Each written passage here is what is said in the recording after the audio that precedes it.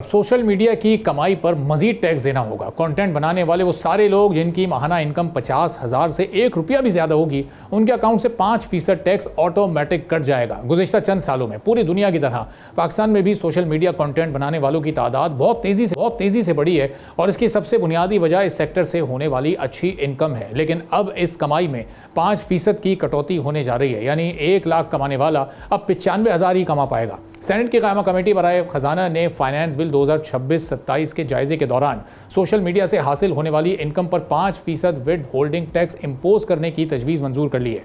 अब इस इक़दाम का मकसद तेज़ी से बढ़ती हुई डिजिटल इकोनॉमी को टैक्स नेट में लाना और हुकूमती टैक्स कलेक्शन में इजाफा करना है। विद होल्डिंग टैक्स वो टैक्स कटौती है जो किसी इदारे की तरफ से उसकी असल इनकम की अदायगी से पहले हुकूमत को अदा कर दी जाती है। जैसे एक शख्स 1 लाख कमाता है तो 5% विद होल्डिंग का मतलब है कि 5,000 उसकी इनकम से निकलकर पहले ही हुकूमत को टैक्स की मद में चले जाएंगे।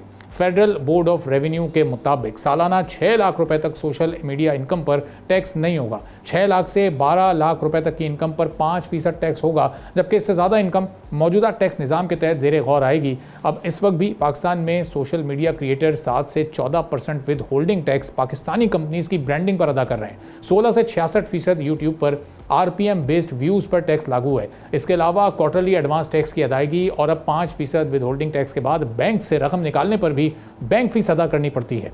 नए निज़ाम के तहत यूट्यूब के साथ फेसबुक के अलावा इंस्टाग्राम और टिकटॉक समेत मुख्तलिफ प्लेटफॉर्म से हासिल होने वाली अदायगियों पर बैंक ऑटोमेटिक तरीके से 5% टैक्स काट कर कौमी खजाने में जमा कराएंगे। हुकूमत का यह कहना है कि सोशल मीडिया के जरिए बेहतर इनकम हासिल करने वाले अफराद को भी बाकायदा टैक्स निज़ाम का हिस्सा बनना चाहिए।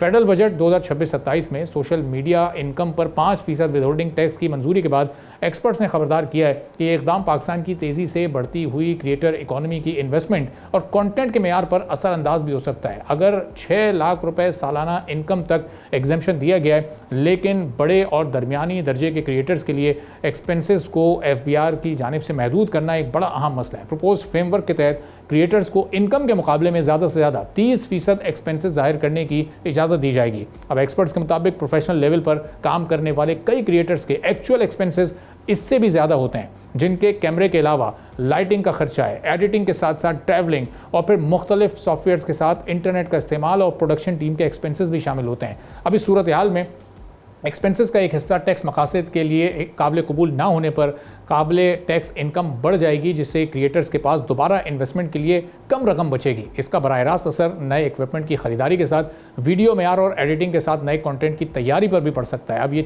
एक नया आ गया सोशल मीडिया के जो कंटेंट क्रिएटर्स हैं उनके लिए। अब इस चैलेंज को कैसे ले रहे हैं, इस टैक्स को किस तरह से वेलकम करेंगे। तुफैल अहमद साहब हमारे साथ मौजूद हैं, जो प्रेसिडेंट हैं ग्लोबल फ्रीलांसर यूनियन के। तुफैल साहब, बहुत शुक्रिया प्रोग्राम के लिए, आपने वक्त निकाला। भी सोशल मीडिया के जो कंटेंट क्रिएटर्स हैं उन पर कितनी तरह के टैक्सेस पहले से लागू हैं, ज़रा इस पर आप भी कमेंट कीजिएगा। और इस नए टैक्स को अब वेलकम कर रहे हैं सोशल मीडिया इन्फ्लुएंसर्स और content creators? Thank you for having me.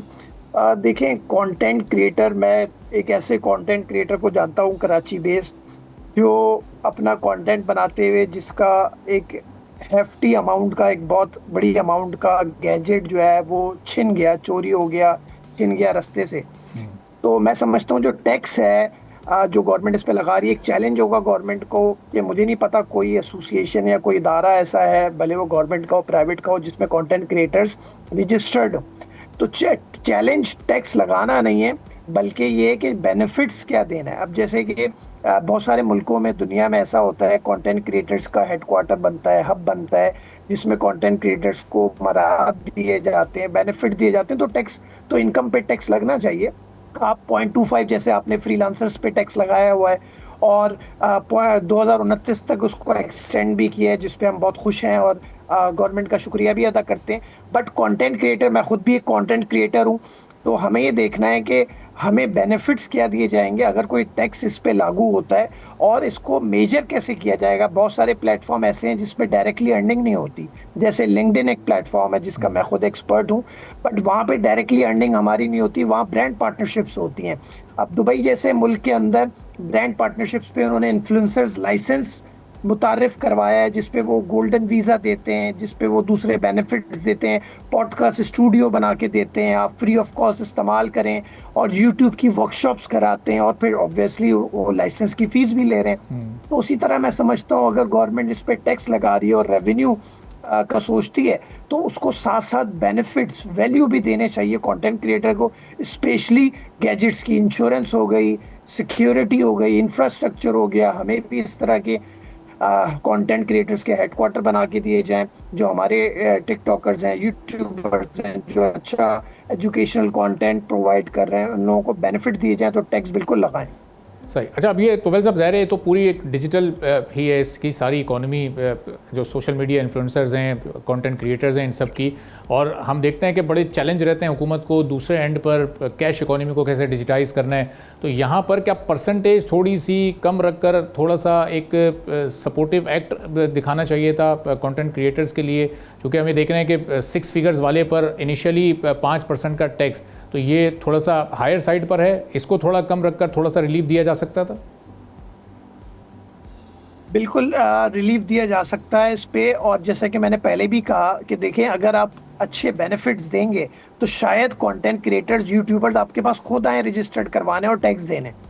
लेकिन अगर आप 5% भी टैक्स लगाएं, 10% भी लगाएं और बेनिफिट जीरो हो, तो आप समझ सकते हैं कि एक बंदा जो कंटेंट बनाता है, पूरा दिन उसमें मेहनत करता है, एडिटिंग करता है, या कि टूल्स इस्तेमाल करता है, टीम रखता है, और पूरा दिन जो है वो उसके कंटेंट के पीछे भागता है, उसके बाद से वो टैक्स भी दे और उसको कोई बेनिफिट ना मिले। मैं बार बार बेनिफिट्स की बात कर रहा हूँ, वैल्यू की बात कर रहा हूँ। तो वैल्यू, हाँ, 0.25 जो फ्रीलांसर्स का है, जैसे आपने कहा स्टार्ट, इसको भी थोड़ा कम से स्टार्ट होना चाहिए। मेरी खुद गवर्नमेंट के कुछ स्टेक होल्डर से बात हुई है, और मैं अभी ये देखना चाहता हूँ कि गवर्नमेंट इसको मेजर कैसे करेगी, इसको एक जगह इकट्ठा कैसे करेगी, कैसे यूट्यूबर्स को, टिकटॉकर्स को, इन्फ्लुएंसर्स को उसकी अर्निंग कैसे मेजर होगी।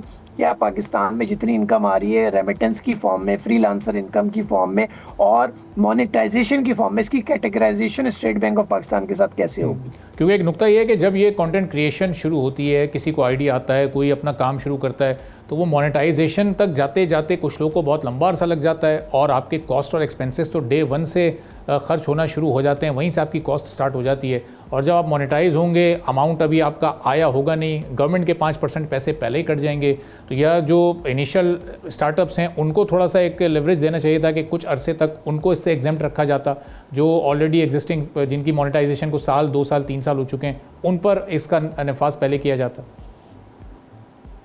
देखिए, इसमें मैं तो समझता हूँ, अभी तो आप ये सोचें, अभी आपने वो मार्जिन्स नहीं लगाए जो जब हम पैसे as a freelancer, as a influencer मंगवाते हैं पाकिस्तान, तो उसमें जो वॉलेट्स हैं, जो बीच में डिडक्शन होती है, फिर एक्सचेंज रेट जब कटता है, तो हमारे पास वैसे भी कम आता है, क्योंकि पाकिस्तान में आपको पता है बहुत बड़े बड़े पेमेंट प्लेटफॉर्म्स भी मौजूद नहीं है। तो जब आप डिफरेंट वॉलेट्स के थ्रू पाकिस्तान पैसा लैंड करते हो, तो उसमें भी डिडक्शन होती हैं, और उसके बाद से बैंक भी डिडक्शन करता है।